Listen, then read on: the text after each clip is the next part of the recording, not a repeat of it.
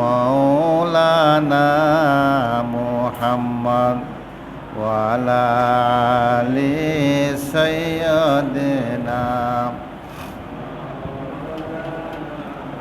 বিসমিল্লাহির রহমানির রহিম قال يا بني إني أرى في المنام أني أصبحك فانظر ماذا ترى قال يا أبت افعل ما تؤمر ستجدني إن شاء الله من الصابرين সাদাকাল্লাহু মাওলানাল আযীম। উপস্থিত হযরতুল উলামায়ে কেরাম, মুরব্বিনে আযম, বেরাদার ইসলাম, স্কুল কলেজে পড়ুয়া ছাত্র ভাইয়েরা, পর্দার আড়ালের মা ও বোনেরা, আসসালামু আলাইকুম ওয়া রাহমাতুল্লাহি ওয়া বারাকাতুহু। পরম করুণাময় মহান রব্বুল আলামিনের কাছে সর্বপ্রথম শুকরিয়া আদায় করি যে মহান রব্বুল আলামিন আমাদেরকে আল্লাহর ঘর পবিত্র মসজিদ বাইতুল আমান জামে মসজিদে আসার বসার তৌফিক দান করেছেন। সেজন্য আসুন অবনীত চিত্তে হৃদয়ের আবেগ অনুভূতি উজাট করে সমবেত কণ্ঠে সকলেই বলি আলহামদুলিল্লাহ। অগণিত অসংখ্য দরুদ ও সালাম আল্লাহর সৃষ্টির প্রধান আকর্ষণ, বিশ্বসভার সভাপতি, সকল নবী রাসূলগণের মাতার তাজ, শামসুল হেদায়াত বদরুদ্দুজা, সৈয়দুল সাকালাইন, ইমামুল মুরসালিন, খাতুমুন নবীন ওয়াল মুরসালিন, আফতাবে নবুয়ত, শাহিন শাহি রেসালাত, সরকারি দুজাহান, সুলতানুল মদিনা, নবিউল আম্বিয়া, হুজুর আকরাম, নূর মুজাসসাম, নূরুন আলা নূর, সাইয়্যিদিনা হাবিবেনা শফিঈনা মাওলানা মুহাম্মদ সাল্লাল্লাহু আলাইহি ওয়াসাল্লামের উপর আল্লাহ জল্ল জিকিরু, যাকে আজ থেকে 1500 বছর আগে প্রেরণ করেছেন সর্বশ্রেষ্ঠ নবী রাসূল হিসাবে। সম্মানিত উপস্থিতি, আগামী সোমবার 17 তারিখ পবিত্র ঈদুল আজহা। এই পবিত্র ঈদুল আজহার 2 রাকাত নামাজ পড়া ওয়াজিব এবং বিত্তবান সামর্থ্যবান যাদের উপর কোরবান ওয়াজিব হয়েছেন তারা কোরবানি দেবে।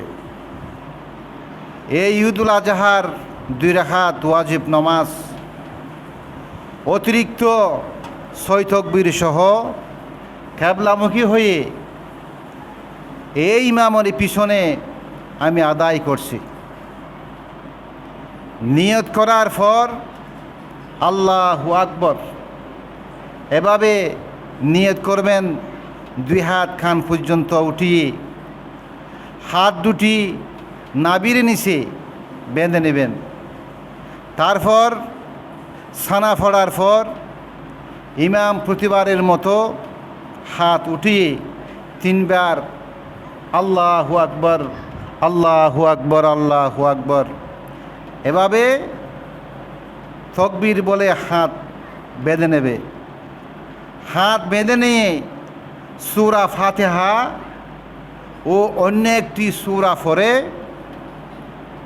রুকুতে যাবে।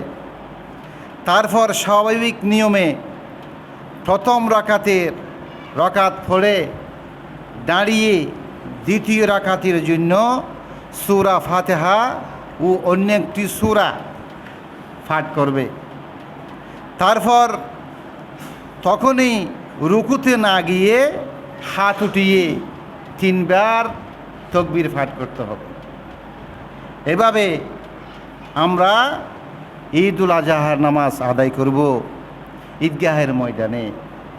আমাদের যদি ঈদগাহের ময়দানের ব্যবস্থা না থাকে, বৃষ্টি বাদলের দিন আমরা মসজিদে এবং আমাদের মসজিদটা দুতলা, ইনশাআল্লাহ নিচের তলা এবং দুতলা পার্শ্ববর্তী জায়গা যেখানে খালি আছে সেখানে ফাটি অথবা ছড়া বিছিয়ে দিয়ে তেরফালটা কি আমরা ইনশাআল্লাহ এখানেই ঈদের নামাজ হবে। এভাবে আমরা ঈদের নামাজ আদায় করব। জিলহজ মাসের 9 তারিখ ফজরের নামাজ থেকে 13 তারিখ আসরের নামাজ পর্যন্ত, আমি গত জুমার মধ্যে বলেছিলাম 13 তারিখ আসরের নামাজ পর্যন্ত প্রতি ফরজ নামাজের শেষে সালাম ফিরি তাকবীরে তাশরিক পড়া ওয়াজিব। তাকবীরে তাশরিক পড়া কি ওয়াজিব। এই তাকবীরটা আমরা সবাই জানি, এরপরও আবার আমাদের মনে ইয়াদ করিয়ে নিতে হয়, স্মরণ করিয়ে নিতে হয়। সবাই আমার মুখে মুখে পড়ুন, আল্লাহু আকবার, আল্লাহু আকবার, লা ইলাহা ইল্লাল্লাহু, আল্লাহু আকবার, আল্লাহু আকবার, ওয়ালিল্লাহিল হামদ। এই তাকবীর পাঠ করে করে আমরা প্রত্যেকেই ঈদগাহের ময়দানের উদ্দেশ্যে ঘর থেকে বেরিয়ে আসব। বেরিয়ে এসে আমরা আমাদের মসজিদ কমিটির সভাপতি মহোদয় এবং আপনাদের পরামর্শক্রমে ঈদের নামাজ সূচি ঘোষণা করা হবে। এই যে কুরবানি সমর্থক শব্দ তো হলো উজহিয়া, এই যে আমরা কুরবান করি, এই কুরবানির সমর্থক শব্দ হলো কি উজহিয়া, এর আবিধানিক অর্থ হলো উৎসর্গ। জিলহজ মাসের 10 তারিখ সকাল থেকে 12 তারিখ সন্ধ্যা পর্যন্ত আল্লাহর নৈকট্য লাভের জন্য, কার? আল্লাহ।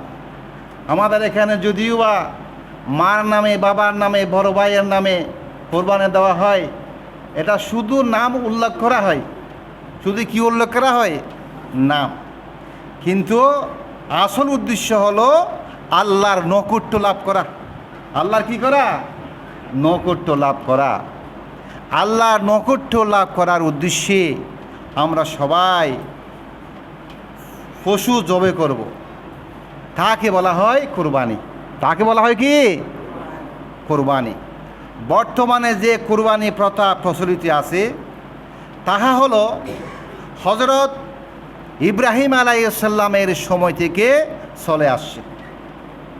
এটা আমাদের নবী, বিশ্বনবী সৈয়দুল মুরসালিন জনাবে মুহাম্মদ রাসূলুল্লাহি সাল্লাল্লাহু আলাইহি সাল্লাম থেকে নয়।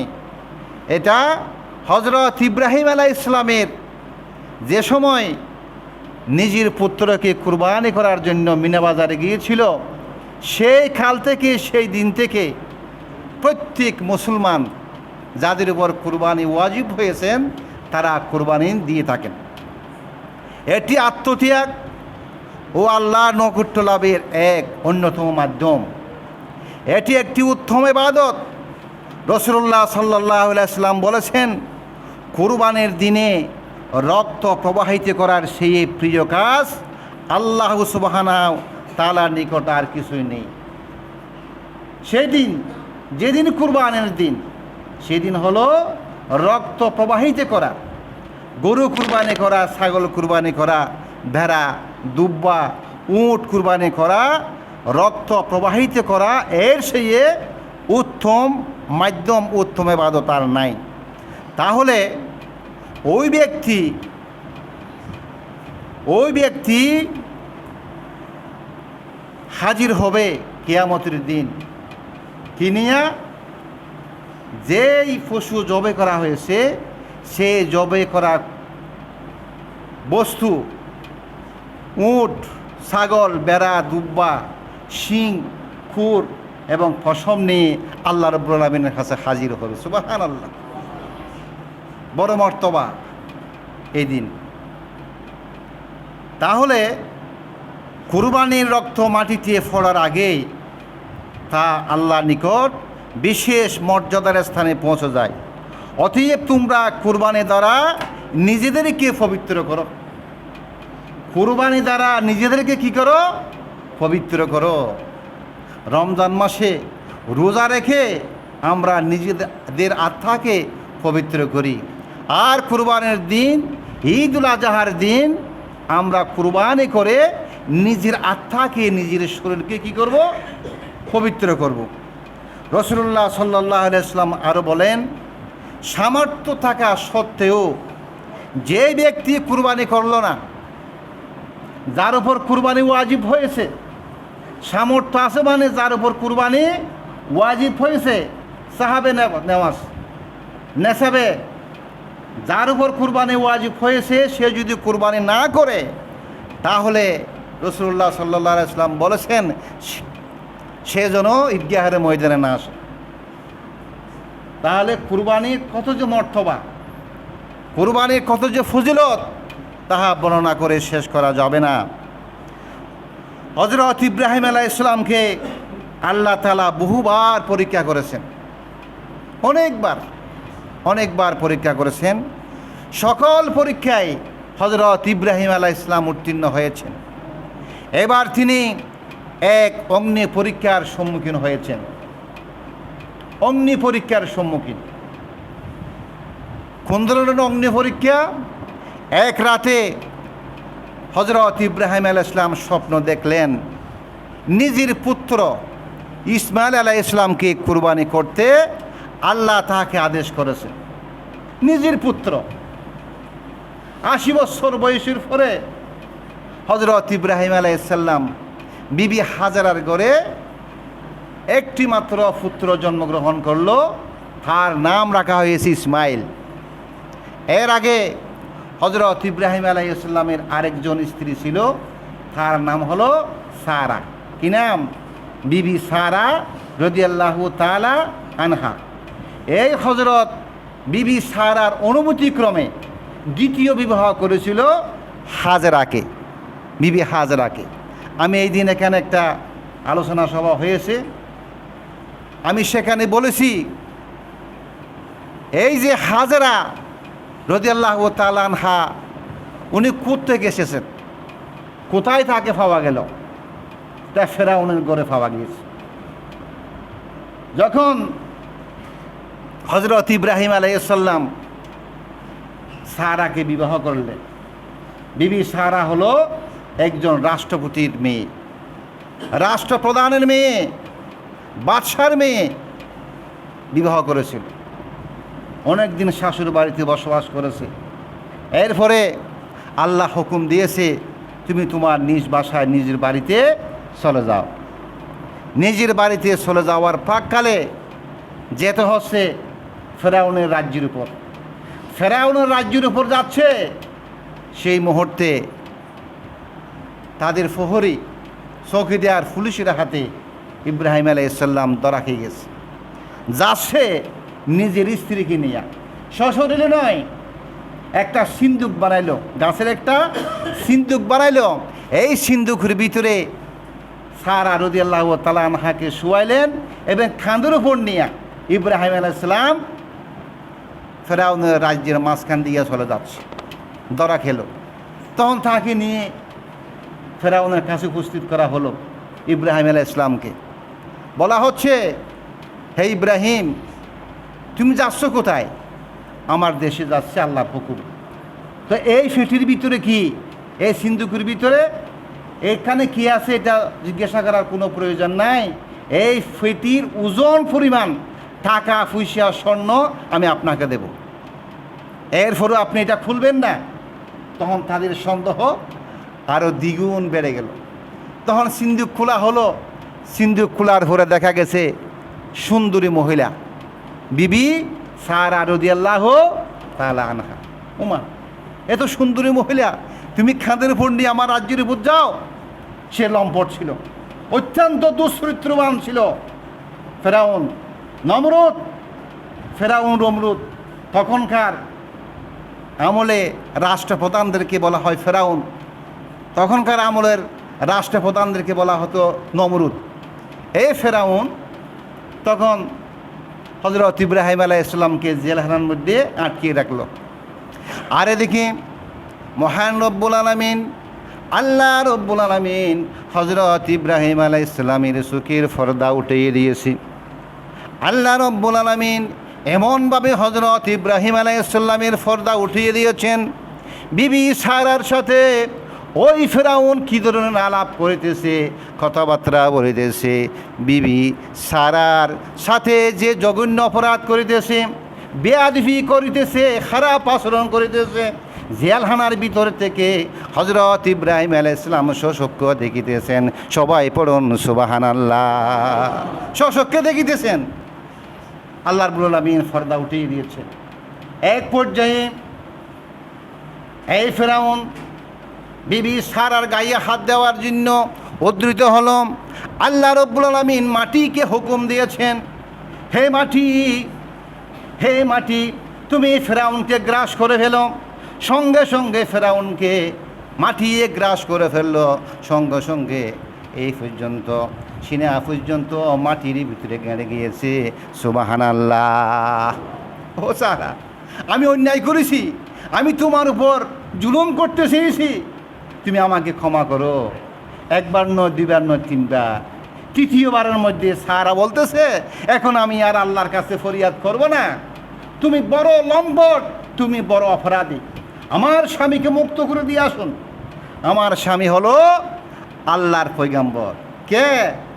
আল্লাহর পয়গাম্বর, মনোনীত ব্যক্তি, নবী এবং রসুল। তুমি ইব্রাহিম আলাইহিস সালামকে মুক্ত করে দাও। মুক্ত করে দেওয়া হলো। আসলো, আসার পরে বলা হচ্ছে, হে ফেরাউন, তুমি বড় লম্পট, বড় বেয়াদবি করেছ, তুমি ক্ষমা চাও আল্লাহর কাছে, আর কখনো এরকম পাপ করার জন্য দুঃসাহস দেখিও না। সে তওবা করেছে, আর জীবনে করব না। তখন সারা এবং ইব্রাহিম আলাইহিস সালাম আল্লাহর কাছে ফরিয়াদ করেছে।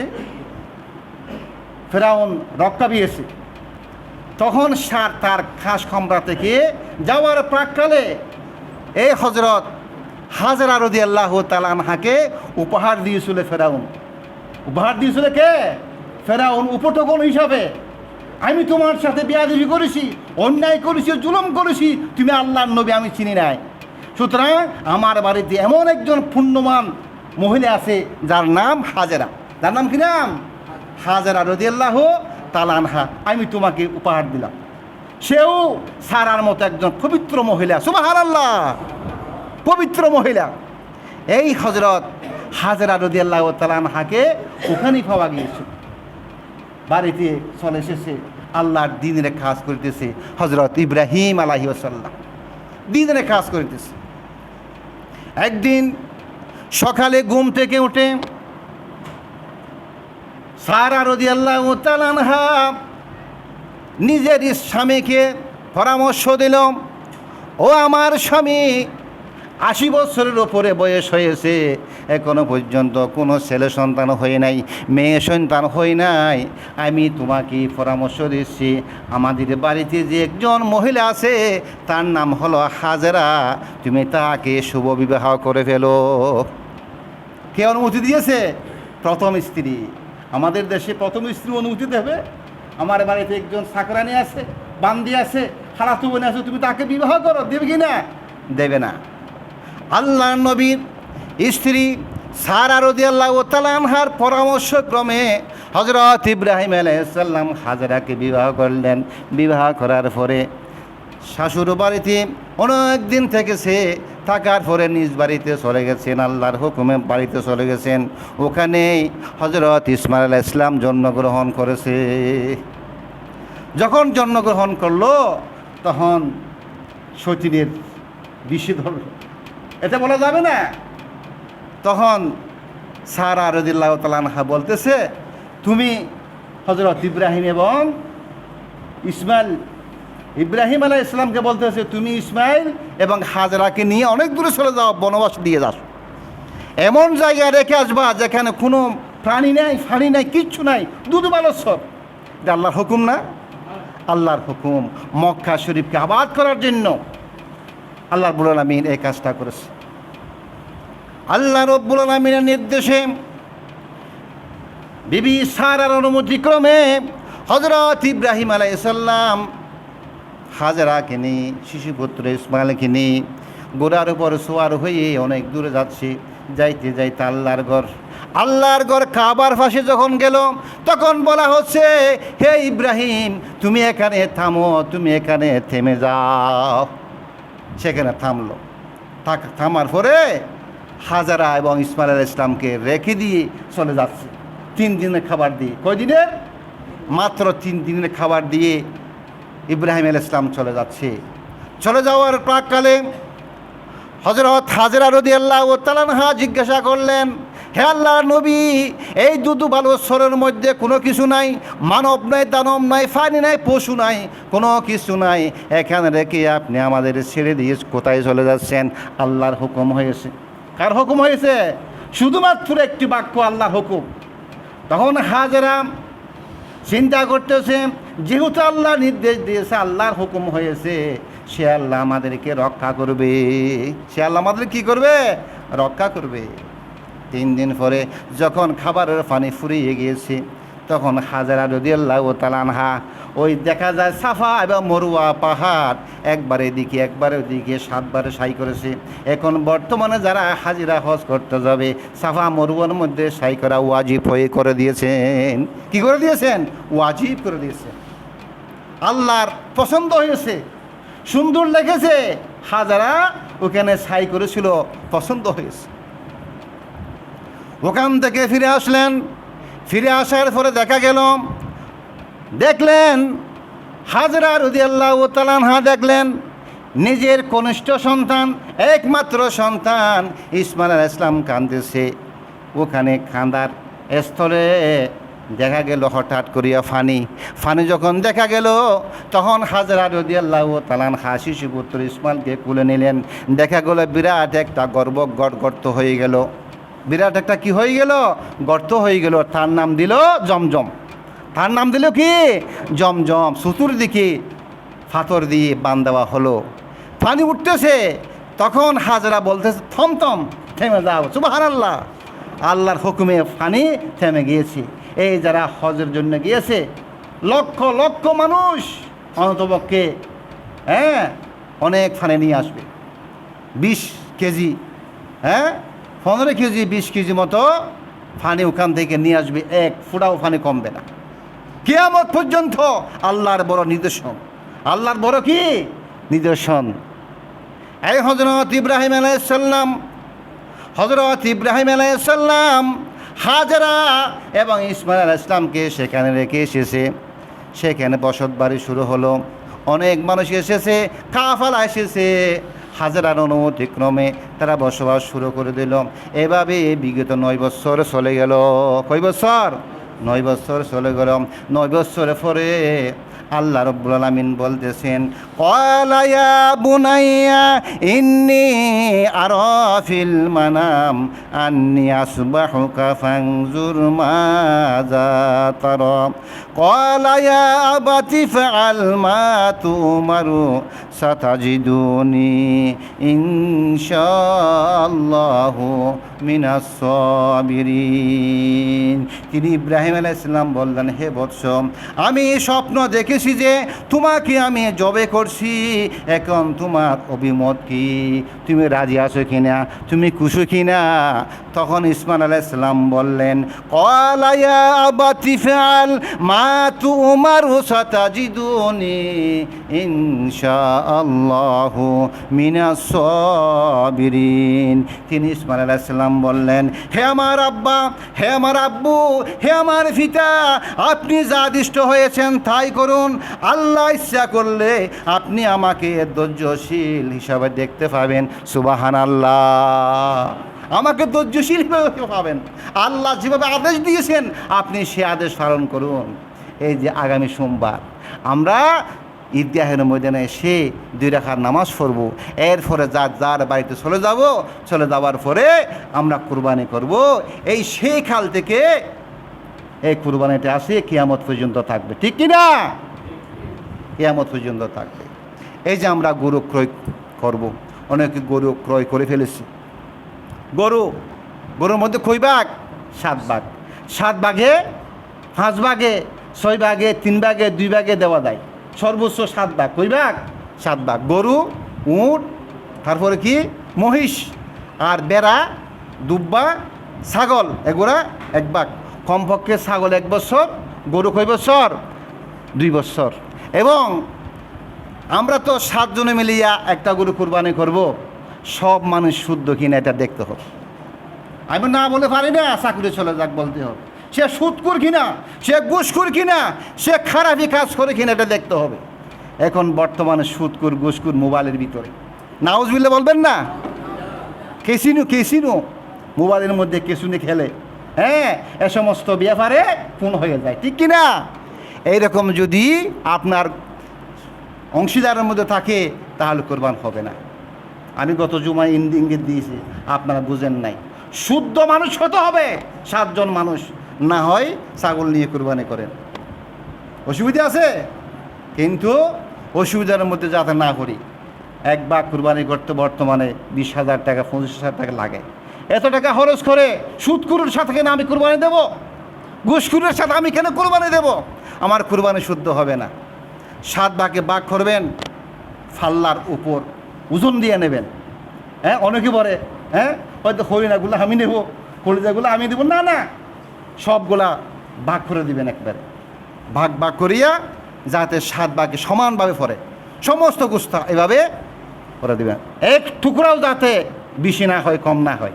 খবরদার, ভাগে যদি কোরবানি করতে হয় অনেক কঠিন হয়ে যায়। সেজন্য আমাদেরকে চিন্তা ভাবনা না করে আল্লাহর রেজামন্দিল হাসিলের জন্য আমরা সবাই কোরবানি দেব। আগামী সোমবার ঈদুল আজহার দিন, সেদিন 2 হাত কী করব, এখানে এসে ঈদগাহের ময়দানে এসে কী করব, নামাজ পড়ব। সে নামাজটা হলো ওয়াজিব নামাজ। সেখানে কোনো আজান নাই, একামত নাই, আছে নাকি? আজামত নাই, একামত নাই। ও টুফিসরা নামাজ আছে একটা, সেই নামাজের নাম জানেন নাকি? আমরা তো এখানে ওয়াজিব নামাজ পড়ার জন্য, সুন্নত নামাজ পড়ার জন্য, ফরজ নামাজ পড়ার জন্য টুপি দিয়ে আসি। হজের মধ্যে যারা হজ করতে যায় এদের মাথায় টুপি নাই, আছে নাকি? না, টুপি যারা হজ করতে হবে, যারা হজ করে এসেছেন, হাজী সাহাবেরা সামনে আসে। আল্লাহ রাব্বুল আলামিন আমাদের তৌফিক দান করুক, যাতে আমরা আগামী বছর, এর পরের বছর, হায়াতের জিন্দেগিতে যাতে একবার হজ করতে পারি, ঠিক কিনা? সে আশা আমাদের নাই, সবার আছে। নবী পাক সাল্লাল্লাহু আলাইহি ওয়াসাল্লাম রওজা মুবারকের সামনে গিয়া যখন আপনি সালাতুস সালাম পেশ করবেন, অনেক আলেমে বলতেছে হয়তো হজের আহকামের মধ্যে, হ্যাঁ, আল্লাহর নবীর রওজা মুবারকে যাওয়া যাবে না। নাউজুবিল্লাহ বলবেন না? এরা ইহুদির দালাল, শুধু ভাইরাল হওয়ার জন্য নাম বলতেছি না, এভাবে বিশৃঙ্খলা উচ্ছৃঙ্খলা কথাবার্তা বলতেছে। আল্লাহর নবী, জিন্দা নবী শুয়ে আছেন মদিনায়। কোথায়? মদিনায়। যারা হজ করতে যায় লক্ষ লক্ষ মানুষ, কোটি কোটি মানুষ মক্কা আল্লাহর ঘর তোয়াফ করার পরে অবশ্যই রসুল পাক সাল্লাল্লাহু আলাইহি ওয়াসাল্লাম রওজা মুবারক জিয়ারত করতে যাবে না? সবাই তো যাবে। আরে তুমি আলেম, তুমি যেটা কথা বলছো, তুমি হয়তো যাও, তুমিও তো যাবা, না গিয়ে পারবা না? সে কাফেলা তোমাকে অবশ্যই ওখানে নিয়ে যাবে। আর বাংলাদেশে এখানে বসে বসে ফতুয়াবাজি করে, নাউজুবিল্লাহ। তার রসুলের প্রেম মহব্বত নাই, যার অন্তরের মধ্যে রসুলের মহব্বত নাই, প্রেম নাই, সে মানুষ হতে পারে না, সে মুমিন হতে পারে না। আল্লাহ রাব্বুল আলামিনের কাছে শুধুমাত্র চেয়েছে নবী পাক সাল্লাল্লাহু আলাইহি ওয়াসাল্লাম, হে আল্লাহ, আমি আমার এবং আমার আওলাদের সৌহার্দ্য ছাড়া আমি মানুষের কাছে কিছুই চাই না। সুবহানাল্লাহ, শুধু ভালোবাসা চেয়েছেন। আল্লাহ রাব্বুল আলামিন আমাদের সবাইকে তৌফিক দান করুক। এখন আপনারা একটু পরামর্শ করুন, 1 মিনিট পরামর্শ করিয়া আগামী সোমবার ঈদের নামাজ টাইমটা আপনারা নির্দিষ্ট করুন। আমাদের